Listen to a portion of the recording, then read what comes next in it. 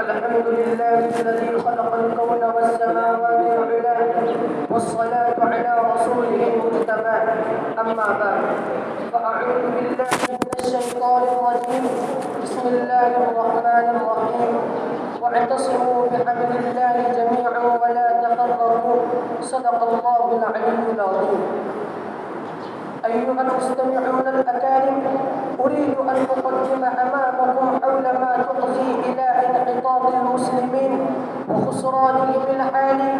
وذلك قد اشتهر فيما بين الذين يقضون حياتهم في أرجاء العالم وبقائه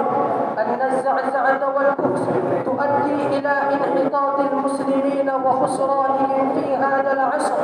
كما يتجلى ذلك كالصبح المسفر لدى ذي عينين، حيث توفرت لهم التسهيلات المادية وتكدست لديهم وسائل الراحة والترف، وتزخمت عندهم على الثروات الزحمة والأموال الطائلة، وهم يملكون الشركات العالمية وأخذوا يعيشون الحياة راحة ورخاء ويديرون ضغطات الحكومات العالمية ويحرزون قصف التقدم والسبق في جميع المضامين والمجالات، وكأن لم تبق الأسباب القديمة للانحطاط والازدهار وتغير التقدم والبؤس حتى تبتغى أسبابهما في تحصيل الخزائن وعدمها. والحق أن الخزائن وعدمها لم تزرع المتاريس في ازدهار المسلمين وتقدمهم في عصر من العصور، بل ما تفضي إلى انحطاط، بل ما تفضي إلى نشر الإسلام في الدنيئة وإرغام الناس على قبوله هي الأخلاق الفاضلة والخصائل الحميدة والشمائل الجميلة. إخواني في الله، إن تشخص أبصار الناس لأجل الأموال الطائلة الفانية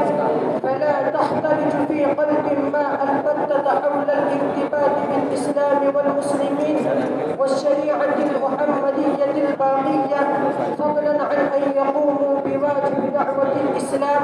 ويعتصموا بحبله. فتجلى كالشمس المضيئة النيرة أن بين تقدم المسلمين والثروات الضخمة بونا شاسعا، بل الواقع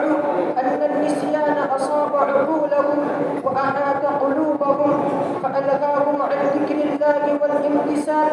لأوامر الشريعة المختصة بها. لم تبق في المسلمين المحبة والرغبة في الشرائع والأوامر الدينية، ومالوا إلى الحضارة الأوروبية وسادهم الظلام المتفق، فينقلون خطواتهم إلى خطط الخطيئات تارة، وربما يسقون أسماعهم إلى من يحرسهم ضد الإسلام،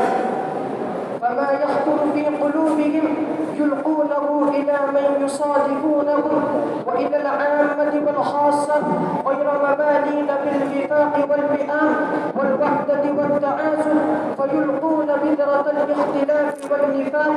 بين المسلمين بقطع النظر عن قوله تعالى: واعتصموا بحبل الله جميعا ولا تفرقوا، حتى أن لفيفا منهم يبايعون يدا واحدة منهم وما زالوا يتلون تلبه عميا وصما وبكما. وإنما نحن في أشد حاجة إلى اتباع أسوة النبي صلى الله عليه وسلم واقتفاء خطوته والتبني لخصائله الفريدة وعاداته الفضة، اعتصاما بحبل التلاحم والتعازل، عملا بقوله تعالى: واعتصموا بحبل الله جميعا ولا تفرقوا. فنسأل الله أن يوجد الوحدة في صدور المسلمين في العالم كله ويوفقهم للاجتماع على منصة والعمل بالشريعة الباقية المحمدية الغراء، ومنه التوفيق وإليه المآب.